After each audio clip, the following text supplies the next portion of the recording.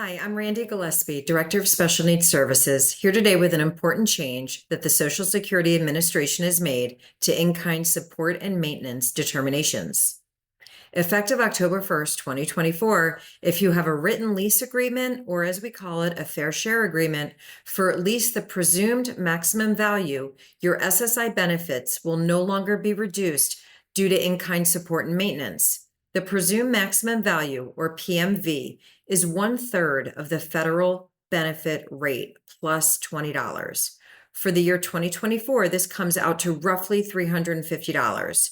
Using this amount as the lease amount is a safe guide to avoid reductions due to in-kind support and maintenance. Be aware that some local Social Security offices might not be fully prepared for this change, so you may encounter some misunderstandings when setting this up and submitting your fair share agreement. To benefit from this new rule, please make sure that your loved one has a written lease agreement in place.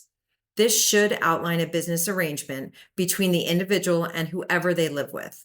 The lease should reflect a rental amount of at least $350. After that, simply monitor their SSI benefits to ensure your SSA office applies the rule correctly. If you don't have a lease agreement in place yet, now is the time to act. As always, if you have any questions, feel free to reach out to your advisors at Oak Wealth Advisors.